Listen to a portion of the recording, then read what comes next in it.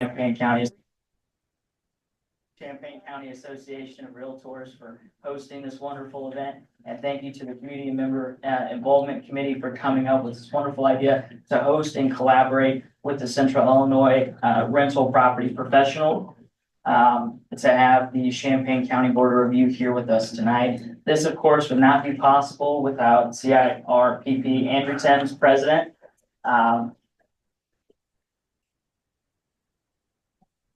CCAR's very own Janet Cheney, CEO. Shelley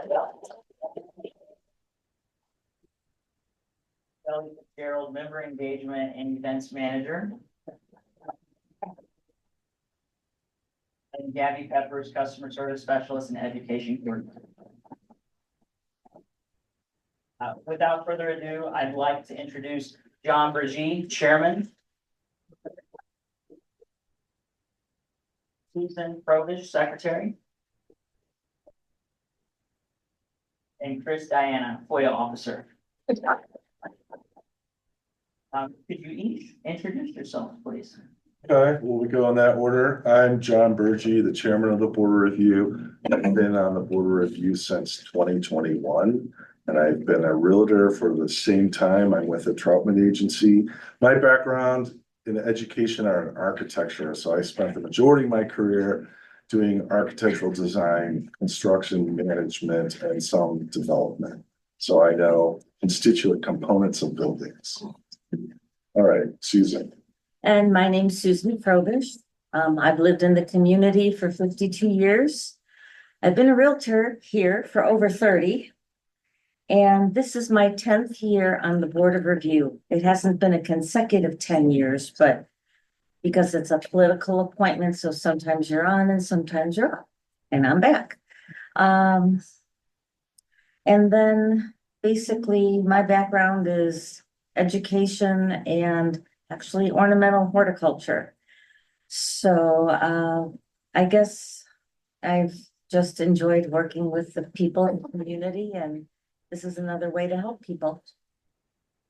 Chris, you want to go ahead and take that microphone out so everyone, make sure everyone can hear you. Sure. Thank you. I'm Chris Diana. I'm going into my 4th year here with the board. And like my 2 associates, I'm a certified Illinois assessing officer, which they are both also. I've been in real estate here in the Champaign area since 2009. I'm currently a managing broker at the independent office where my focus is working with investors and commercial property sales and leases. My background kind of was business and baseball, however those fit together. My experience in commercial real estate, though, does date back even into the 80s when I used to sell commercial real estate in Seattle. So I've been around the business for a long time with a hiatus in the middle in the industrial chemical business. I spent some time here in CU in the 70s, moved here to Urbana in 86.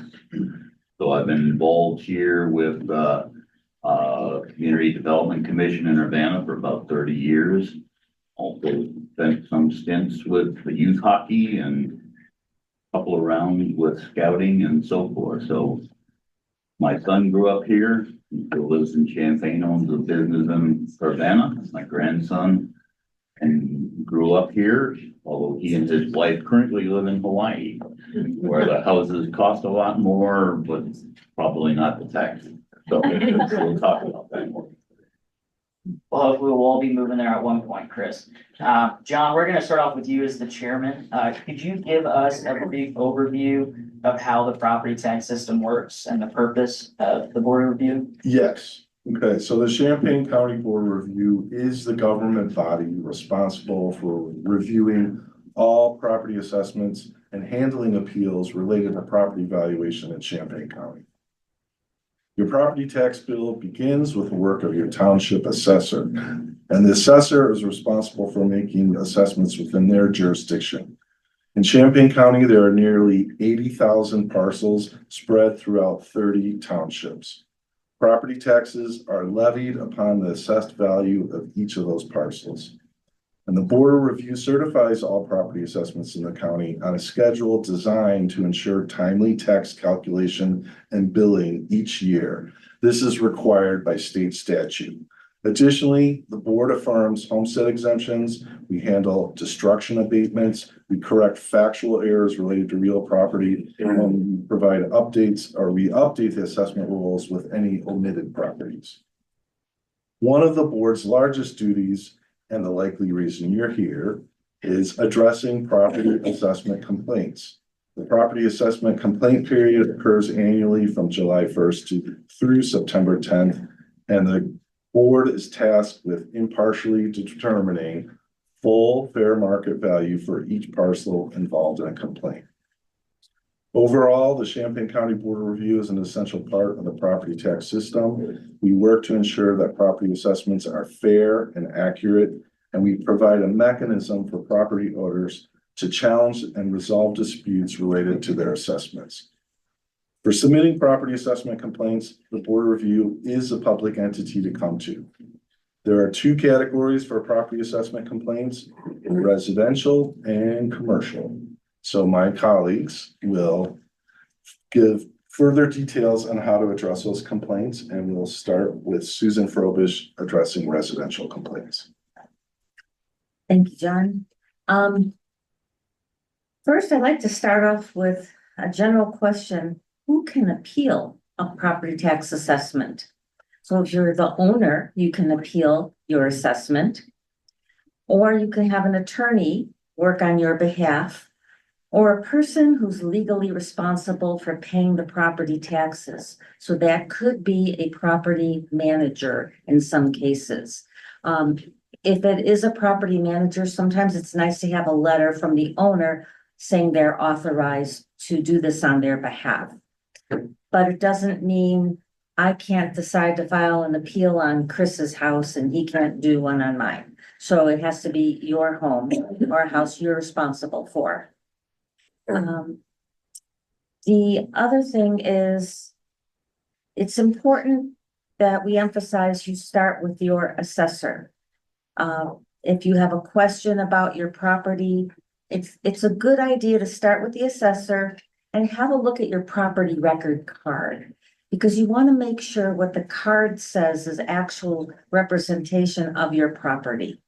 Some of the errors we have found in the past would be the property record card says they have a fireplace and they don't. Well, that assessment might cost you $50 a year, but I'd rather eat out a few times than send that money to the government when I don't have a fireplace to be paying for. And so that's a good starting spot. You know, how many bathrooms you have. They go by plumbing fixtures and square footage. So sometimes whether that square footage is 3 bedrooms in an office or 4 bedrooms, that doesn't necessarily have a huge impact on your assessed value. Most people come in because they've recently purchased a house. And so you'd want to look at what your assessed value, which is 1/3 of your market value. So if you have a $150,000 house, your assessed value should be $50,000. Now, if your assessed value is $40,000, I suggest you stay home and enjoy the fact that you're under assessed. And that's your assessor's job to do their quadrennial revaluations and look at what sales are going on and if properties in a neighborhood need to be increased. And we'll talk about that a little bit later too, because we've had a very interesting past couple of years here in our community. If you buy a house and it's assessed at $50,000, so that means 150 full value, but you only paid 124, then you need to come see us because we can lower it to 1/3 of 120 instead of 1/3 of 150. A sale needs to be an arm's length transaction. That usually trips up some people sometimes. Because if you know your neighbor's selling their house and you buy it directly for them and it's not advertised, you might be paying more than it's worth, or you might be paying less than it's worth. So in that case, having another means of looking at the value like an appraisal is something that you could do to help substantiate your value. Now, it is not required to have an appraisal, but let's say you bought a house or there's been a reason in the family, some situations, sometimes due to a death or a divorce or something like that, that an appraisal is done. An appraisal is excellent evidence. And we look at those closely. We look at what the comps are because we want to make sure that it makes sense. And once in a while, we get an appraisal that we look at and we all look at each other and go, there's a lot better comps out there. Why did they use the house next door instead of one in another town? So we do look them over. And the other thing we can do is, let's say you have a house listed for sale. And you have the house listed at 300,000 and your assessed value says it's worth 350. Well, if the house is listed on the market, it hasn't sold yet, you could come in with a listing agreement and have that also reduced because you're trying to sell your house. And it's obviously listed for less than what it's assessed at. So we know there's a problem there. Another reason people come into the office for a complaint on their assessed value is equity. And so sometimes things get out of whack with the assessors and how they've been revaluing a neighborhood. So you might find, there's 5 of us that have the same house in this subdivision, and I'm paying a lot more taxes than the other guys are. We're happy to look at that for you because there could be a couple reasons.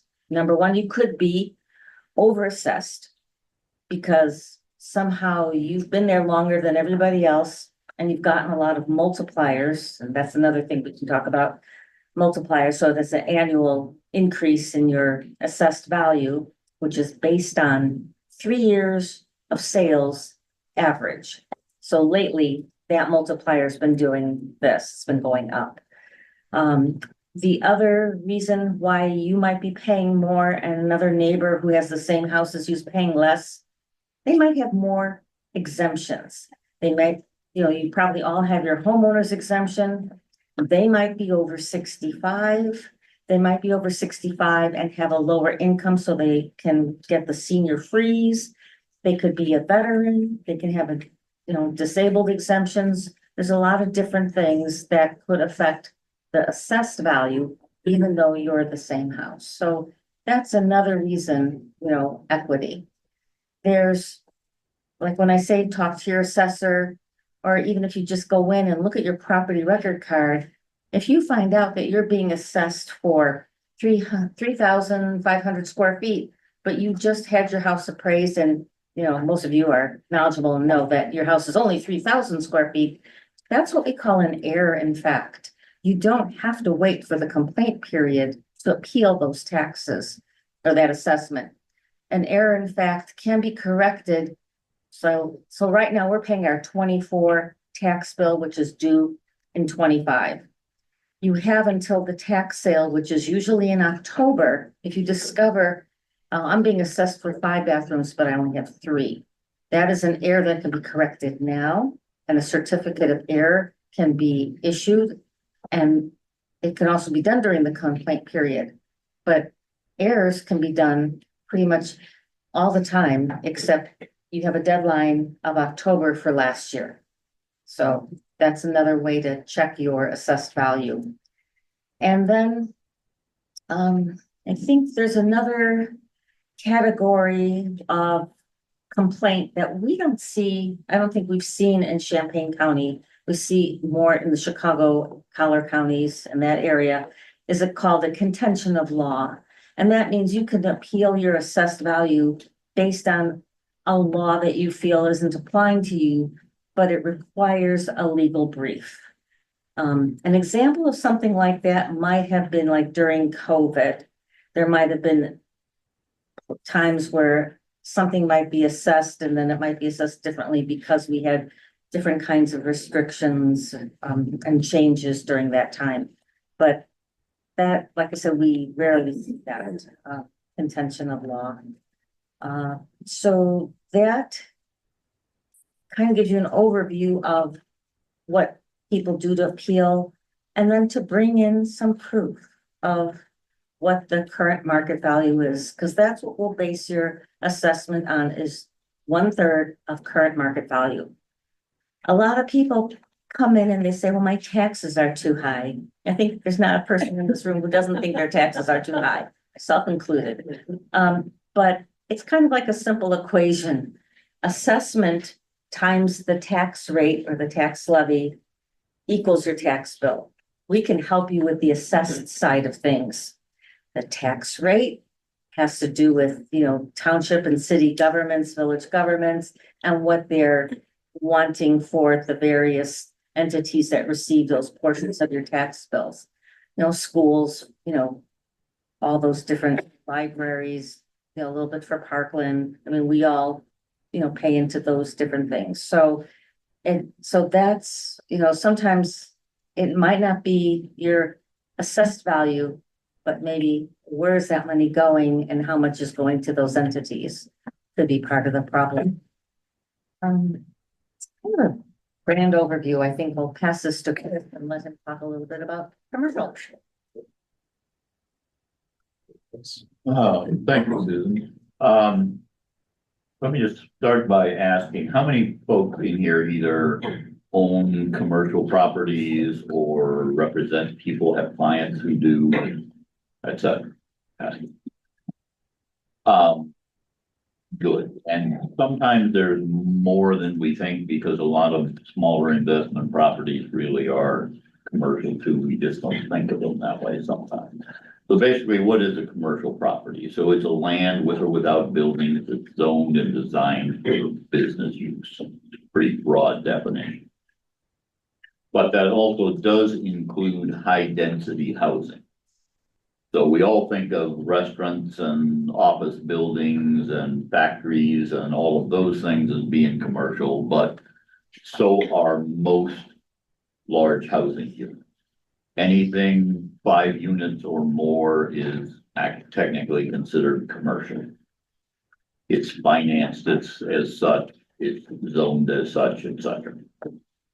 So many of the things are exactly like residential in terms of complaint periods, etc. I don't think we've mentioned that so far, but there's a statutory in every county time period for filing a complaint, and here it's July 1st. Normally till September 10th, or we will look at that, depends on what day the 10th falls on of every year. Same thing applies to commercial.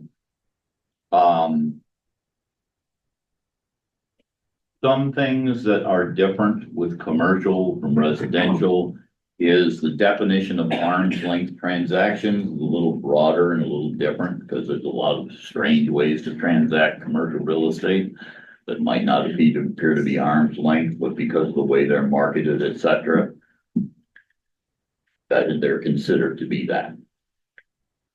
When you're doing commercial appeal, commercial complaint, they much more frequently, as in almost always, include appraisal. And the reason so is that the value is harder to determine. You always look at 3 things in an appraisal, 3 forms of value. It's the replacement value. That normally only applies really with brand new properties, because otherwise it's way too hard to determine. They'll consider sales, which would be comparable sales, just as Susan was talking about. They need to be similar buildings, and they need to be adjusted for accuracy. An example would be, we're sitting here in a commercial building. It is a 2-story commercial building. But you couldn't just compare it to a 2-story above ground commercial building, because it's not the same. As you notice when you came in, it's a split entry. There is no ground level entrance. That changes the value in terms of accessibility, etc. So it's not the same as a 1-story building. It's not the same as a 2-story building above ground. You have to make adjustments. So if you were looking for comps in Champaign-Urbana, you would find plenty of comps, but then you would need somebody capable of adjusting those comps so that they made sense. Okay, so you weren't getting into apples and oranges. Susan mentioned comps in other towns. When you're doing residential, you are often looking for the most local comps you can find. When you're doing commercial, you're looking for the most similar comps you can find. It can be easier to adjust for a location than adjust for what it is. For instance, in Champaign County, we have one hog processing plant. That comes in as a complaint. The comps for it pretty much need to be hog processing plants. They're going to make a lot of sense. You can't say this is what Kohl's would be worth if they were processing hogs there. It just doesn't make any sense to anybody. So I would rather see a hog processing plant in Iowa adjusted for the fact that it's in Iowa and we're in Illinois than I would see random buildings here in Champaign County. It makes more sense. One of the things that gets examined most frequently with commercial properties is what they call the income approach instead. And that is, what sort of value is this building generating for the use it has? Now, I'll stick with this building as an example. This building would be tough to figure out on an income basis because it's really not an income generating building. So we could look at the financials for the CCAR building here. It wouldn't make a lot of sense. Nothing's being sold here. Nothing is being generated. They aren't renting spaces out to somebody or anything like that. So a building like this, sales comps would probably be the most logical way to look at it. But you go down the street to another building and it may be a different approach. And that's part of the appraiser's job, is to look at what they call the highest and best use for that property and the most appropriate way to look at it. So we get into a lot different evaluations, which is why you'll usually find in commercial, they have hired either a professional analyst or an appraiser. Very often the owners themselves don't have the expertise to do that job. Their realtors don't have the expertise necessarily to do that. They can help them with that, but it needs to be presented. So they also much more frequently utilize attorneys because, again, we may be getting, as Susan said, into matters of law. The other thing is that commercial properties often end up in hearings way more frequently than residential properties do because of the complexity. There may be a significant difference of opinion. They may be what we call 100K complaints. Any complaint that asks for a reduction of $300,000 or more in market value automatically triggers a notification to, that would be $100,000 in assessed value, triggers a notification to each of the taxing bodies who have a right to challenge that complaint. They often do that, and they do that by means of a hearing. So it's going to stretch out, and most people would prefer to be represented in many cases by an attorney, which needs to be an attorney licensed in Illinois in order to do that. These processes also take longer just to get all the hearings set up. People are sending evidence back and forth, and weeks become months very rapidly.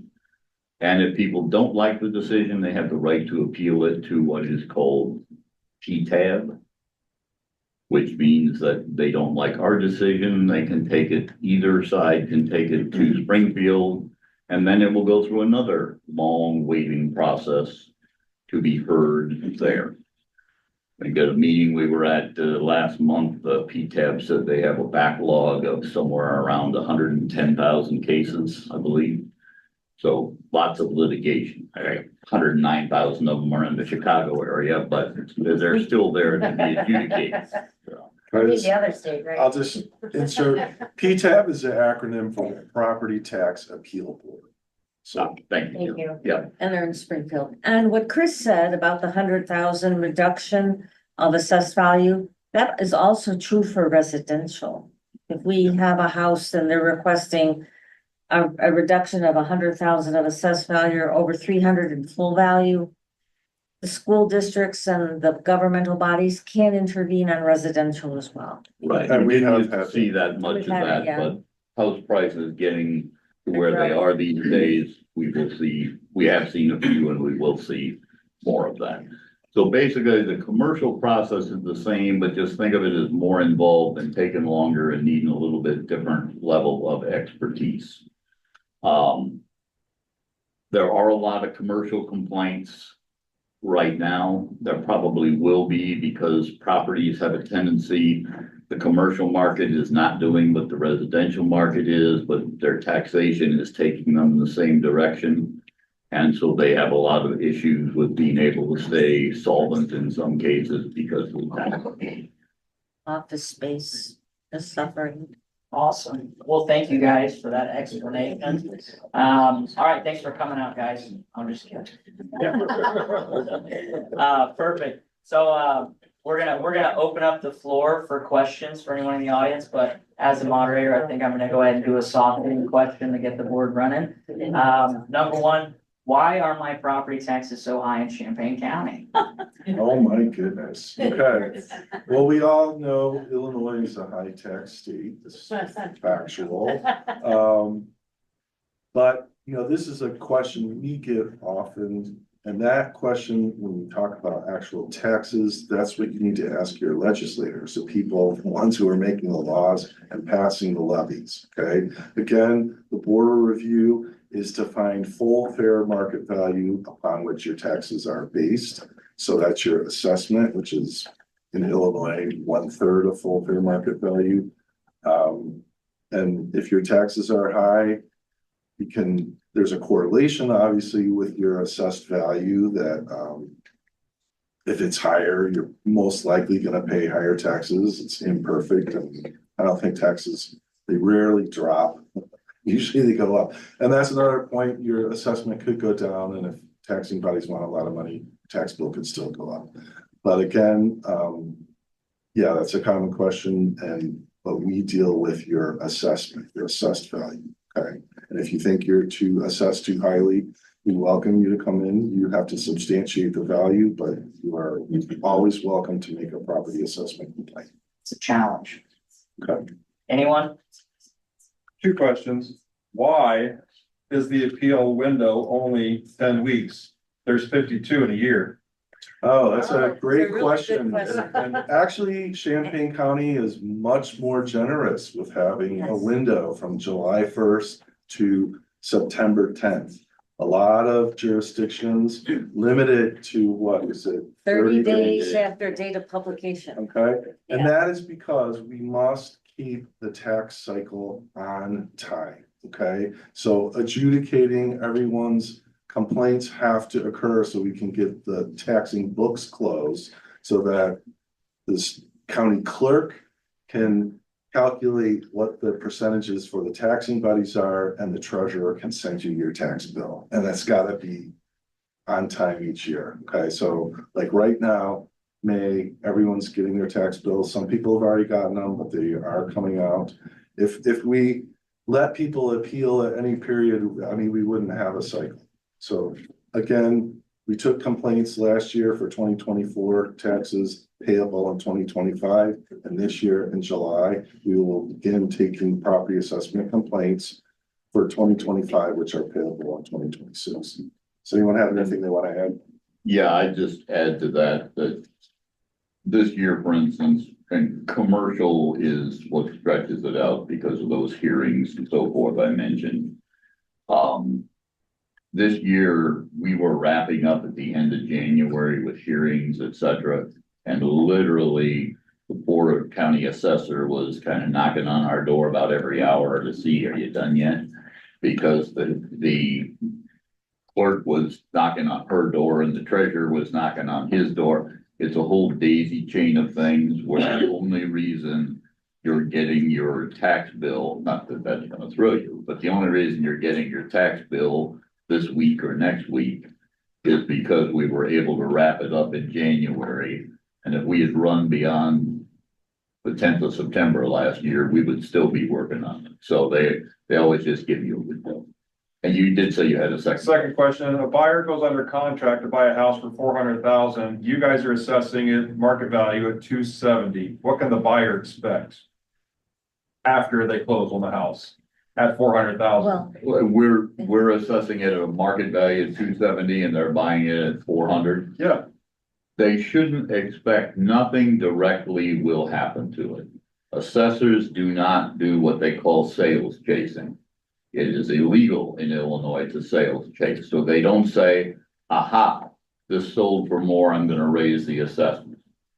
What happens is that on that 4-year cycle that John mentioned, or that Susan mentioned, that they are supposed to do, they will do what's called a mass survey. So they will look at that whole neighborhood and see how all the values went and adjust accordingly. But there's no spot assessment to take you up. but there That's is, one of the few win-win things in that if you buy it for less than it's assessed for, you can come see us and we'll lower it. If you buy it for more than it's assessed for, as Susan said, just enjoy it. however, it's not completely free and easy in that regard. Because remember I mentioned something called the multiplier? So what happens is that sale shows a great disparity between its assessed value and what it's sold for. And it's sold for much more. That goes into what they call, a sales ratio study. And so they take 3 years of sales and they look at that range between what a property sells for and what its assessed value should be. And right now, we're seeing, over the last 2 years ago, a huge disparity. Something's assessed for 275, it's selling for 525.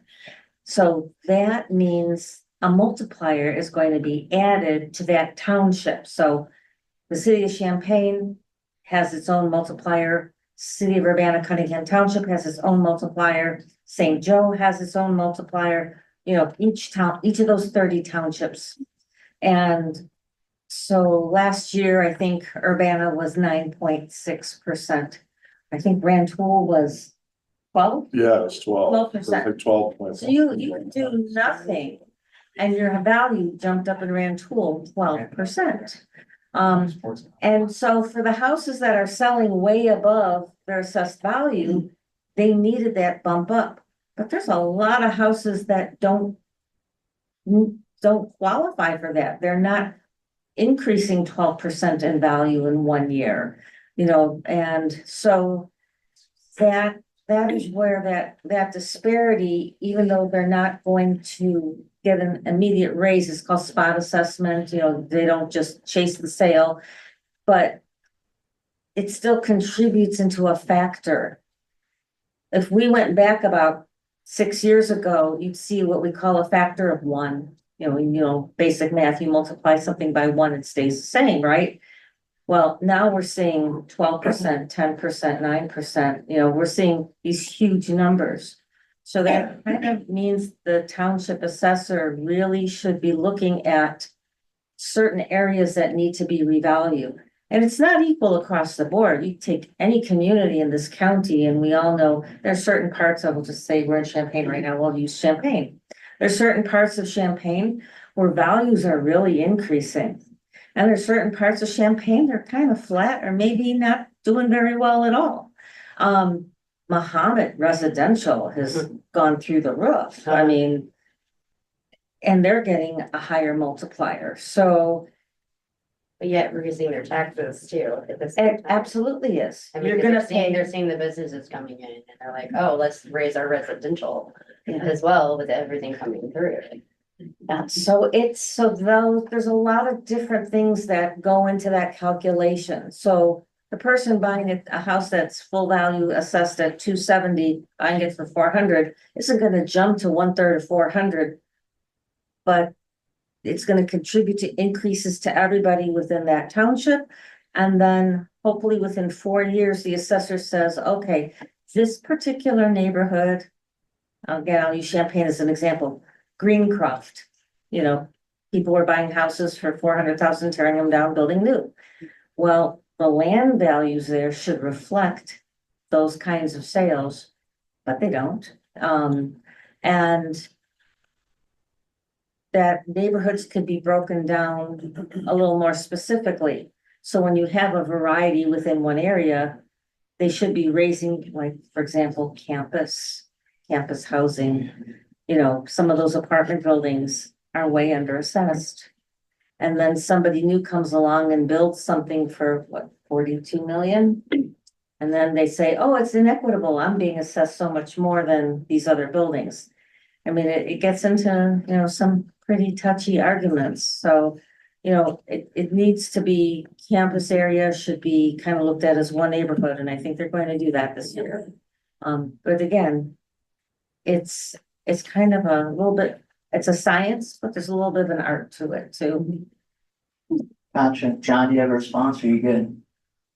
I will just add this, yeah, assessors are not supposed to sales chase, okay, they have to do what's called mass appraisal.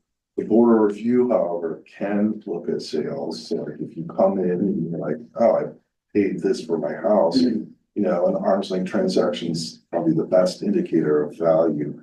We can lower it. We also are legally allowed to raise it. I'm just saying, what they were saying is generally that doesn't happen because people don't usually come in and go, hey, my assessment's too low. So, but I mean, legally, the Board of Review can change any tax assessment up or down as long as majority of us agrees, 2 of the 3. Gotcha. And I started on the right side of the room, so I'm gonna stay on the right and work over. You go ahead, sir. Yeah, in light of the local office market, how do you justify a 10% increase in assessment this past year and 25% over the last 3 years? Great question. It will fall again into that whole discussion of multipliers, is where it lands. Fair or not fair, multipliers in Illinois are generally applied across the township. Now, sometimes they will differ in some townships between commercial and residential, sometimes between different classes of commercial, but to a great extent, they're there. And those multipliers, as was mentioned before, it is a comparative ratio of a 3-year rolling average of sales prices and a 3-year rolling average of assessed values.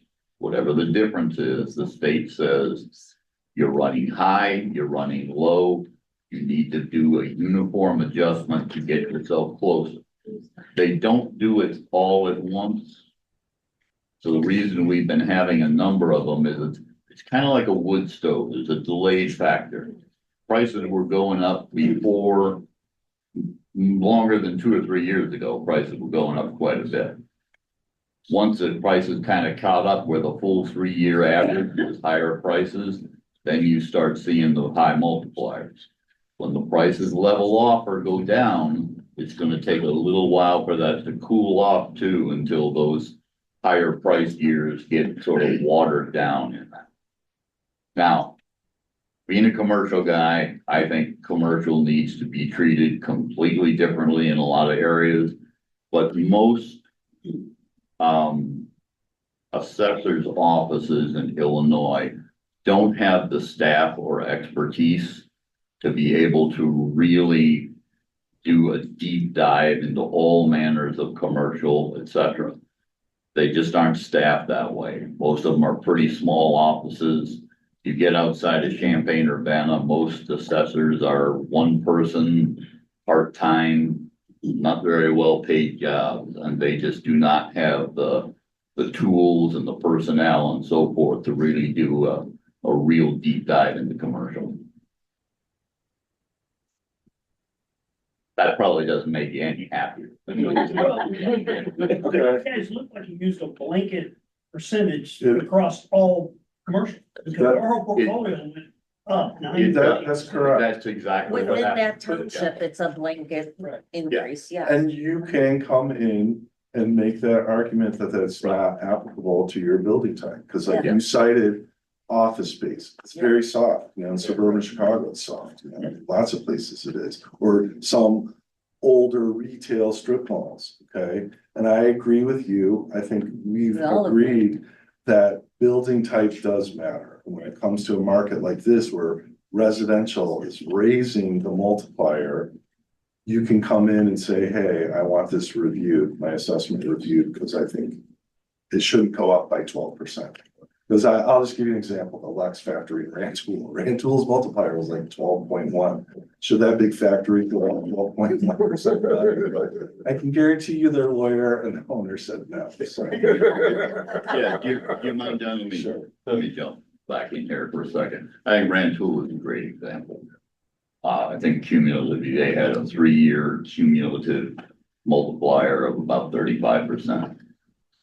But anybody who knows Rantoul knows that for a relatively tiny community, there's about a half a dozen different sub-communities there.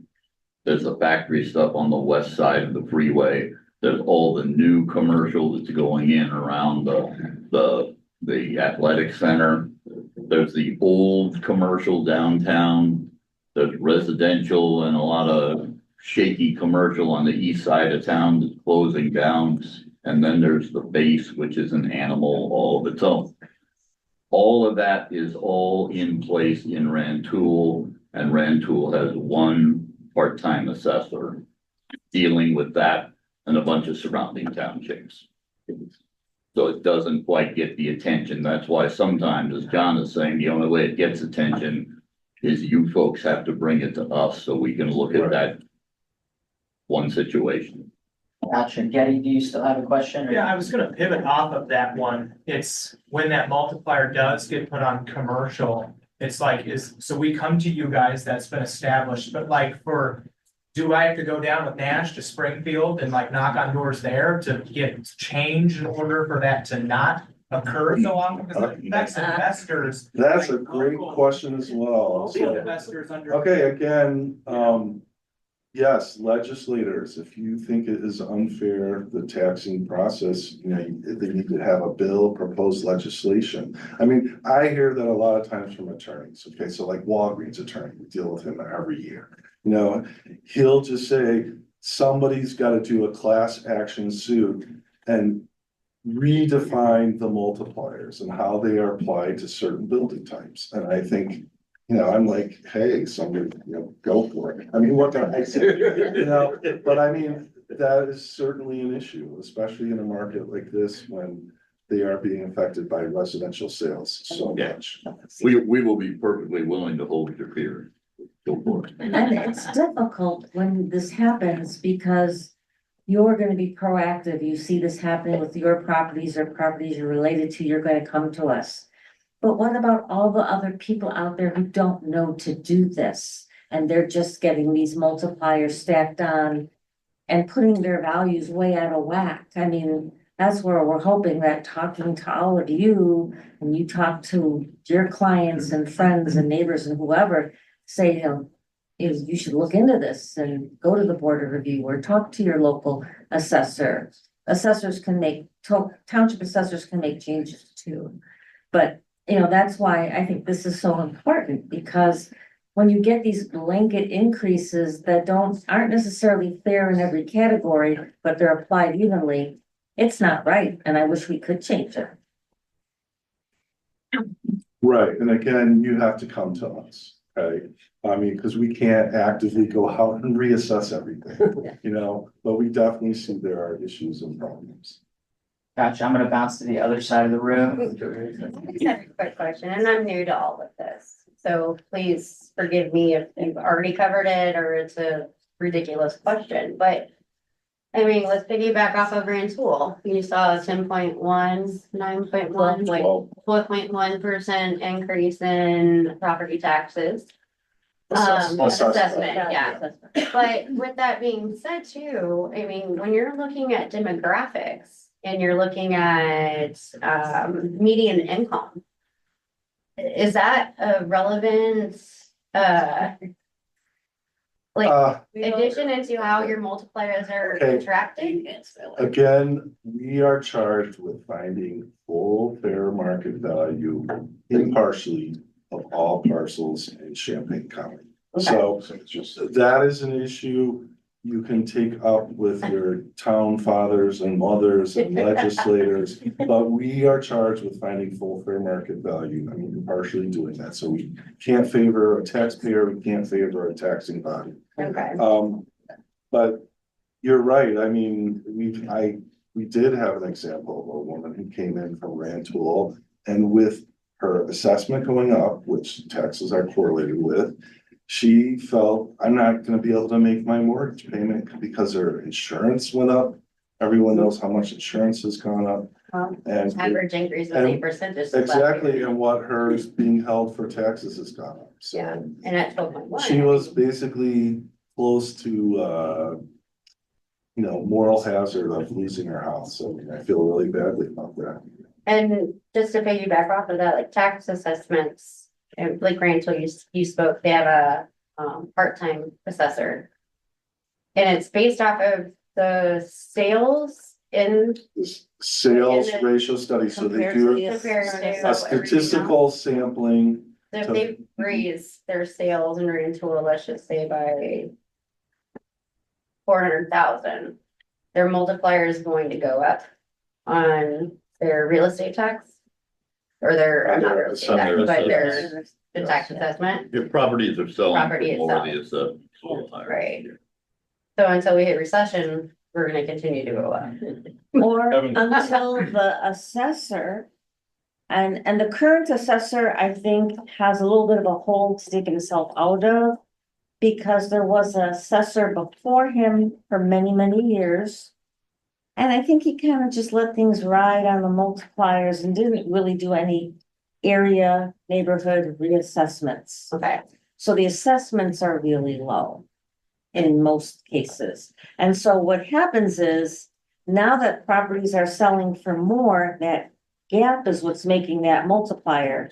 And so poor Dylan, who's now the new, I think he's starting his second year of being the Rantoul Ludlow Township assessor, has to kind of redo everything, but For the he can only past 10 do years. so much at a time because he's only part-time. yeah, So he can only do so much. I mean, I felt sorry for him. I kind of said, I'll come help you if you can get the township to, help, like right, hire me part-time and I can do it. So I mean, I guess, Yeah, it's that work, but there's one other thing. If somebody's over 65 and their income They is can below apply. 65,000 per year, they can get what they call a senior freeze. It'll freeze their assessed value at where it is right now. So if there's more multipliers, then they won't go up. So that's one thing for a senior citizen with a lower income. okay, But if they're 45-year-old single mom with 3 kids trying to make ends meet, they're going up, and then it's the demise of our, Chris has a comment. Yeah, just to add to that, we talked about it a little bit before, but I always like to try and clarify the different things always bend into assessment. And assessment is not what determines your taxes. It only determines your share of that township's tax. okay, So Jim and I each have a property. Okay, I have $100,000 property. Jim has a $200,000 property because he's much more diligent than I am. The two of us live in the town of Janet here. Okay, and so Janet has a tax levy that says I need $300 to run CCAR. Well, I'm gonna pay a third of that. Jim's gonna pay 2/3 of that because that's how we're assessed. Now, if John comes in and doubles our assessment, now I'm assessed like it's a $200,000 property. He is assessed like it's a $400,000 property. If Janet still only needs $300, neither one of us is paying any more taxes. Cause it's a proportion. Okay. Now, if Janet decides she wants $1,200, both of us are paying 4 times more in taxes, whether our assessments go up or down. So be cautious about the assessment piece, because that's kind of the straw man. It's budgets and levies, and what are people saying they want? So when people know, and taxing bodies know that the assessed values are going up, they know that if they leave the tax rate the same, they'll collect a lot more money. And very often, guess what? Their budgets go up to meet it. So the people you really need to be talking to when you're worried about your taxes, it's the school boards, it's the park district, those are the meetings you need to go to, because that's where they're deciding how much tax you're gonna pay. Thank you. Yep. You and Susan, Chris segued beautifully into, can you talk about how exemptions affect how much everybody else is going to pay? Because the taxing body is always going to get their amount. Right. Sure. You want me to do that? Or- Go ahead. Yeah, okay. So exemptions, yeah, because exemptions are the same thing. So Only the opposite. Jim and I, we're just gonna stick with our little town of 2 people here. We're both homeowners, so we get a homeowner's exemption. That reduces each of our property tax, or our property assessed value by $6,000. Again, does that change our tax bill? No. Now, if only one of us owns our property and the other one is in a rental property, it could. Now, I'm much older than Jim, so I'd get a senior exemption for $5,000. Now that will create a difference. Because I will have a total of $11,000 taken off of my $100,000 value. Jim will only have 6 coming off of his 200,000. So when you shake out which of us is paying what to Janet, Jim's starting to pay a higher share. And as those exemptions stack up, like you're saying, maybe I have a senior freeze, maybe I have a disability, etc. I'm entitled by law to all those exemptions, but it's not like it doesn't get paid, it just shifts somewhere else. Right. And to clarify after that, for the senior exemptions, you have to go in to your local municipal and apply for those exemptions. You have to go in and apply, and some of the exemptions you need to renew every year so they can make sure you still I qualify. mean, I'm not close to 65 quite yet. I just double check. Just getting ready. I'm getting ready. So when you do, you have to bring proof. So if you are going for your over 65 exemption, you have to bring in like your driver's license, or some form of ID that says how old you are. For a senior freeze based on income, they will request a copy of, I'm not sure if your entire tax, return or just a part of it. I'm not quite sure, because they do that at the other office. We don't actually handle those. We approve them, but they check to make sure the person qualifies. And then there was something else I was gonna talk about. Now it just escaped me. So sorry. But, no. I just wanted to clarify. That's okay, but I mean, so those, are, what you can apply for. There's also another exemption that could apply to anybody, which is the home improvement exemption. It's like if you, let's say you added a addition onto your house, so now you've increased your square footage. And let's say you put let's say master bath suite. So you added square footage, you've added 3 plumbing fixtures. You get a break for 5 years. It's called a home improvement exemption. And let's say you sell it after 2 years, well, there's 3 years left on it. It will transfer to the new owner. Sometimes the new owner doesn't realize all of a sudden in 3 years their bill goes up because the exemption has ended. So now they have to pay on the full assessed value. So that's another type of exemption. Is that one that you have to apply for as well? Yes, everything has to be applied for. Yeah. How do you qualify yourself home improvement, is it a price point or adding a certain amount of square footage? It has to do with if you make an improvement that adds something that's assessed. So you can spend 30,000 and put a new roof on your house. You're already assessed for that roof, whether it's new or old, that will not qualify. It has to be adding something that didn't exist before. Does that make sense? Yeah. More questions? All right, yes, sir, right there. Okay, so you don't have to say, that's a good question. I'm not a real estate person. I don't know. But I lived here since the seventies and everybody says, oh, you live in Urbana, their taxes are so high compared to Champaign.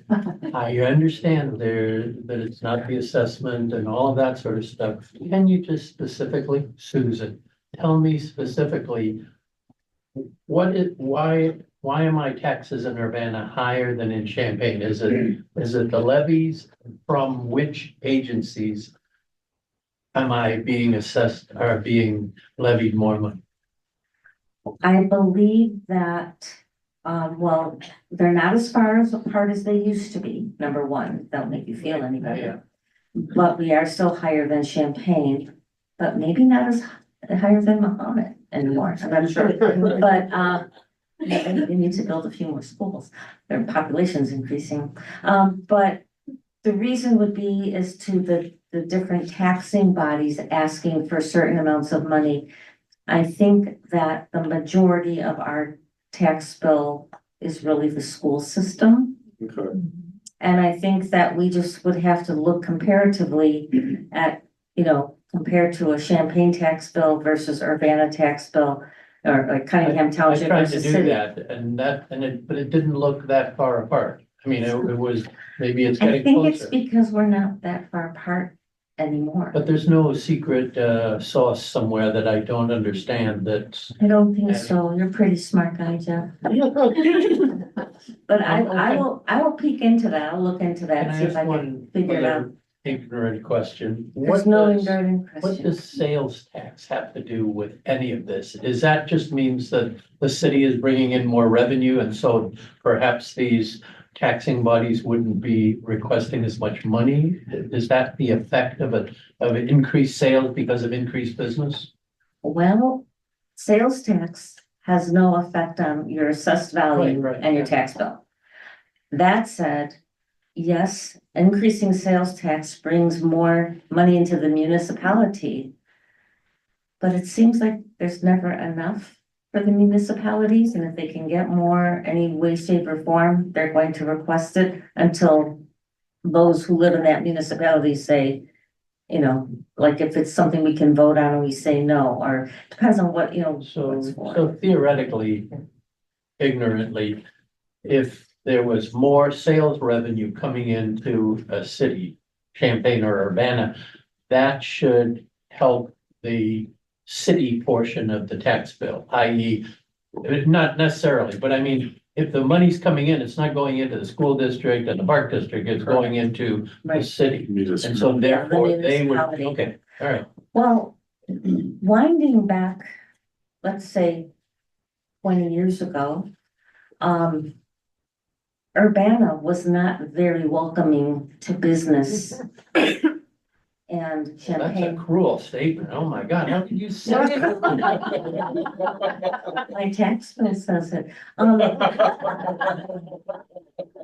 But Champaign was more welcoming, so they got a lot more growth and, Urbana was playing catch up. I mean, just, like Eagle Ridge, Stone Creek. These are all fairly recent new subdivisions where Champaign had been growing leaps and bounds. And that extra revenue from all the extra buildings and parcels, they were no longer, a community of two. They're a community with a higher population, and that spread the burden out, and that's why they had lower tax bills than us. Oh, so, okay, all right. So that makes sense. Yeah. Yeah, right. I will say that Cunningham Township, which is coterminous with the city of Urbana, actually levies more than the city of Champaign Township, just so you know that. Yeah. Okay. Chris, do you want As an urbanite, wanna say anything? No, Okay, that's, all right. nothing to add. Vaughn, I'll let you go and then. How is the tax abatement program affecting all of like taxes and the variables, the multipliers and things like that? Which program, like Urbana's Easy program? The tax abatement program, so the, you know, graduated taxes on new construction, 2016 on that 5 year, how is that affecting everything? Think Urbana, The thank you. Think Urbana. Urbana. Yeah, the Think Urbana plan. I think the easiest way to say, how does it affect it, we go back to Jim's house and my house. Okay, Okay, Yeah. so if I've got an abatement this year where I don't have to pay any taxes, now it's all Jim. See, we finally got where I wanted. You're welcome, Chris. You're welcome. I am just along for the ride. Yeah. It really is, you just always have to think about it, it's a pie, and that's only a discussion of what size your slice is. Yeah, that makes sense. And you keep saying residential, but it's also commercial. commercial is, Yeah. yeah, It gets shifted not just to other residents, but also Yes. to. yeah. the Yeah. The commercial same thing sector. happens if you have incentives for commercial development, et cetera, it's the same thing. That's not, they're not paying taxes right now, so they're not in the mix of dividing up that pie. They're getting an easier time for the first. Yeah, enterprise zones. Yeah. are- enterprise zones, Yeah. districts. I have another question though. If I wanted to appeal my taxes, could I have a realtor run comps for me and bring those in as proof? of the Yes, appeal? absolutely, and we recommend that to most people, because you know, an appraisal is costly for some people. And so we say, if you're not comfortable doing your own comparables, have a realtor do a CMA for you, Yeah. and that will be decent evidence. Realtors don't charge. All right, It just- the lady, I like Susan. Okay, I've got other questions too. If I complain about my neighbor's taxes and say she's got a bigger house, but she's paying either the same as me Mhm. or less than me, do you lower my taxes or you raise hers? They split it evenly. all right, actually, we have, this is quite a common question. So someone, you have what's called an equity complaint, so you're not being taxed equitably. So, it's, if that's what you find, it's good for you to bring that in and we can, you know, look at how you're assessed. And you may very well be over assessed compared to your. But are you, as a reaction, then are you going to go and raise hers? Generally, again, we don't usually raise people, because I mean, you would have the ire of your neighbors if you came in I and know. said, hey, you know. There's a few minor exceptions to that within looking at that neighbor and we discover they built a huge addition on the back of their house and it's not on their property record card, that would be considered omitted property and that would get added. We have found there was remember that one house in Rantoul that they had built this huge addition and it was never added. Then when the assessor added it, they came in and said, well, we didn't do anything recently, but they did do it 5 years ago. And I was like, just kind of think your lucky stars, we can't go back 5 years to collect. But now based on your current square footage and what you have, this is, you know, fair, like I said, would you sell your house for this much? Oh, no, you know, but then, you know, nobody likes to see a jump in a tax. Right, but well, I'll circle back. So if Yeah. you are truly inequitably assessed, we very well may lower you, okay? But we will let your township assessor know that they need to look at your neighborhood. So ultimately, you know, to be fair, they will bring it up, okay? If I have one more question. For sure. What is, you keep talking about filing this complaint and coming before the review board. What is the process? Do I write a letter? How do I make an appointment to get in front of you? Okay, so Support. check our website, it's at Champaign County, and it's just if you Google Champaign County Board of Review. We have our own webpage and we have the forms, they become available the first day of the complaint period. And we also have some additional instructions, the forms have some instructions, but if it's confounding for you, we are a public facing body during the complaint period, so you can certainly come into our office, you can call us, make an appointment, or you can just come in during our hours that we're there. And we will sit down with you and, try to help you, step you through. But you must know that you have to substantiate your claim, okay? So you have to have evidence that supports. And your there is value. no charge for our service. No, Like, of course. we're here for you guys. So it's, you can come in, ask questions, and we'll give you direction on how to pursue it. Or it might tell you, maybe you really don't have a complaint.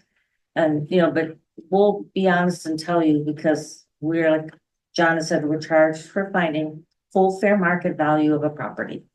That's our goal. Make sure everybody's fairly assessed. Okay, over here. The unit 4 bond, when does it mature and can we expect a reduction in our taxes at that? I don't know offhand when it matures or will be done, but, Janet, would you remove that guy?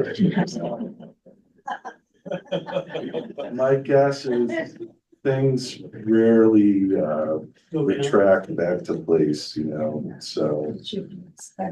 But again, as citizens, it's our duty to petition those who represent us. So our lawmakers, if you're unhappy about something, go to county board meetings, go to city council meetings, go to school board meetings, okay? And let your feelings be known. Yeah, 'cause wasn't there a community, there was some sales tax that was ended, was it a gas tax or something that ended? But one or two municipalities said, well, we're gonna still collect it. And use it for something else. So it's like, when things expire, there's usually something ready to say, well, here's a project, let's use it for this. And it won't change anything. And people become more complacent. We just can't be that Are you complacent. talking about the grocery tax? Maybe it was a grocery The tax. grocery Yeah, it was tax, some yes, tax. they all removed the 1% that they Right. collected, and they used to distribute that to the locals. They said, we're removing that, and the Governor Pritzker did that last year, and then also opened up the door for any home rule, non-home rule to reestablish that 1%, so they just started collecting it directly. While at the same time, a lot of people didn't do the full 1%. So some people did a quarter, half a percent, so. Okay, all right, over That's here, some questions. I just wanted to piggyback off of this beautiful lady over here in regards to her neighbor who, is paying less taxes than what maybe you are, but when you do additions, you have to apply for a city permit, correct? If it's No, above a mass value, like if you're adding on additional bedroom or plumbing, you'll Don't you- get permits for certain work, yes. Yes. And that's, and is that, the assessor gets a copy of it. he does? Yes. So then it's up to the assessor how they Yeah, they watch for stuff. do that, okay. That's all I asked. Depends on That was a the quick count. one. Not 100% of people apply for permits. I could see that, I'm not gonna lie. I saw you waving your. I did have a small question. It's kind of not exactly for you guys, but since we're here, I might as well just ask it. I haven't been to a school board meeting. What kind of vehicles or reasons do they give to try to justify, the kind of the numbers that they spit out? They will pretty much always have, and any taxing body, they have budgets, they have projects they want to do, et cetera. But that's why one really has to be at the meetings or at least view them. Take the opportunity to speak in the public comments section that every meeting of every board and organization has. That's the time to question some of those items on there. That's the only time it gets granular is at those meetings. Otherwise, it just comes out as a big number on the other. Okay. And I think property tax in Illinois is the #1 method of funding schools. It is, yes. So my question is, in states that don't fund their schools by property tax, what do they do? Because maybe we can change. It's a good question, because I live in Arizona. I don't know the Here, answer. Property taxes were nothing, and the schools were a lot better, so. So the questions go back and ask some people in Arizona, how do they fund their schools? Yeah, Illinois got impact fees too, so any new construction that's within I it. mean, we are venturing into the realm of the political, which that's fine, Question, please. Question, non-political. Okay. How, if you presented an appraisal, how recent must it be? Well, obviously, an appraisal is an opinion of value in time, so as I mean, recent to the, it's close to the tax lien date, which is always January first of that taxing year, is best. But if you read through our informational pieces we have, we will look at appraisals basically up to 2 years, okay? You know, and we will judge them individually. Any other comment on that? Yeah, it goes back to a judgment and the adjustments that I was talking about. We get appraisals, for instance, an example I would use for that is, dollar stores. So you take any dollar store that you're looking at right now, those sell on the market for somewhere between $1 million and $1.4 million on the average. But you look at it and say, what is it? Well, we've all been inside a dollar store. It's a relatively inexpensive, poorly finished steel building, 22 to 2,500 square feet, sitting on a lot. The value in it, remember I mentioned income value, the value in it is that whoever owns that building has a long-term agreement with whoever the franchise is, Family Dollar, Dollar General, whatever, for a 15-year lease and maybe 3 5-year options to roll it over. They in turn go find the tenant who's actually going to operate that store, and they control all of that. It's what's called a triple net lease, meaning the owner isn't paying the taxes, they aren't paying the upkeep, they aren't paying the insurance, everything is paid by the vendor. So it's been a really wonderful investment vehicle for people over the last 5 or 6 years. They're making 6 or 7% annually on their money, where any place else you put it, you are making 0.25%. Now, say I have an appraisal on that building that says it's worth 1.4 million. And next month, Family Dollar closes that franchise. How good is that appraisal? Not much. Now all I got is a cheap steel building that's empty, sitting on a lot. So this is why the freshness of the appraisal is always important.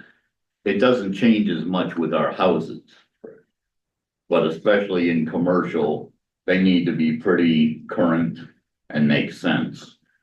Otherwise, by the time you get done adjusting them for all the years in between when it was done and now, you kind of got a mutation there that doesn't mean much. Weird question, residential and commercial wise. Prisker signed into order, rental tax that is now initiated in Illinois, which has never been the case. So if you rent furniture, if you're renting a space and you're renting the appliances to open up your business, now you're getting an 8.75% Illinois state tax rental on top of that. Do we know where that's going? How that we're like. Again, this is the real estate. Right, I know it's real estate, but I mean, real estate and commercial basis. Now it was bad enough when you were asking why these taxes were there. I can tell you why. Who in the world knows where they're going? I don't think any of us. I just didn't know. I mean, it's just something new in my line of business, like. In Illinois, if you say general fund, you're right about 9 times. Okay. Sorry if that was off topic. I That's okay. apologize. Yes. And you said appraisal should be timely, but then you said January of the year that is the tax, so we're now gonna pay 2024 taxes.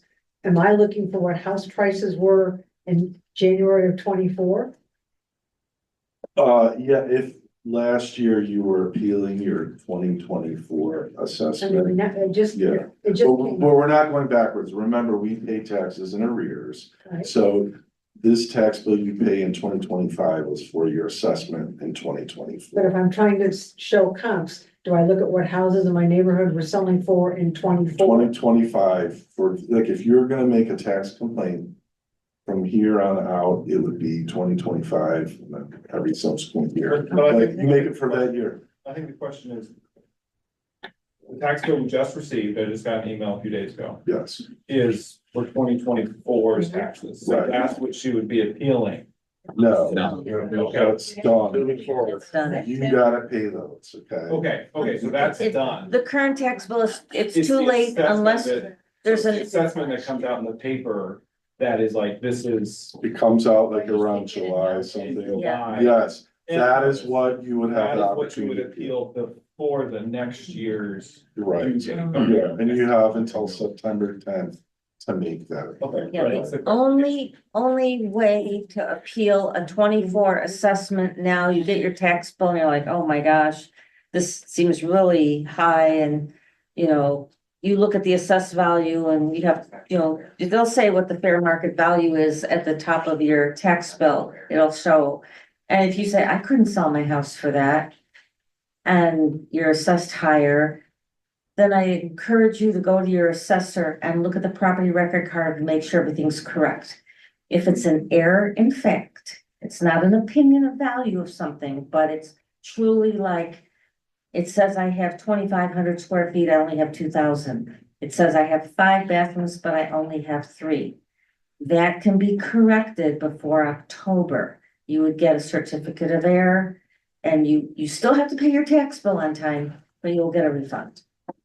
Perfect. So we have time for one more question, and it's this gentleman right here in the front row. How do we all find our assessor? You keep talking about. You could call the board of review and we could, let us know what your PIN number or where you live or your township, and we could look it up for you. Supervisor assessments could, I believe it's online. I don't know. I don't think Isn't it it is online. printed on the statement that you received? I don't think that Your township. Your is- township is, but, So and where's there's the- been some personnel changes. Edgewood. Edgewood? So when you have a PIN number, what is it? Does it begin with what number? 30 So, okay, so that's Urbana Township and, over in Edgewood. yeah, so it's outside the city limits of Yeah, Urbana. County. Yeah. Which taxes are still high. But anybody ever says, "We live in the But- county, your taxes are low." Call me on Monday and we'll get to that assessor's name and phone number and contact. But if you look up Urbana Township Assessor, just Google it, her name will come up. Okay. I can't remember. Is it Kathy? You? I can't remember offhand, but we have a list. I'm certain. Yeah, And that's a common question. yeah, so it would be the Urbana Township Assessor. All right, so we have hit some closing remarks. If you guys have one last thing you'd like to say to the Oh, crowd. closing remarks, wow. One thing I do want to say that we didn't really address, okay?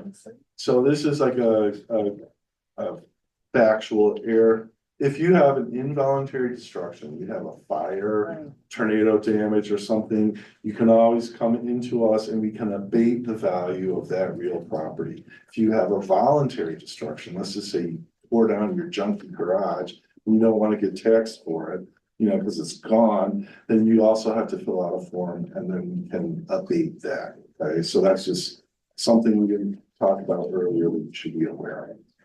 Is there any other thing that any colleagues have to, all right. If you have questions, definitely don't hesitate to come into our office. Currently, we're at the Brookins Center at 1776 East Washington, but we will be moving to the Bennett Plaza downtown Urbana. End of June. At the, end of June, that's where our offices are, and you certainly can call us as well. So for the complaint period starting this year, we will be at the Bennett Building downtown. We will presumably. Is that gonna increase our Presumably. property tax? The Bennett Building was largely funded by ARPA funds, and those were the American Rescue Funds. But yes, I'm glad you guys think about taxes, be vigilant looking at your assessments, and talk to your legislatures about your We understand. taxes.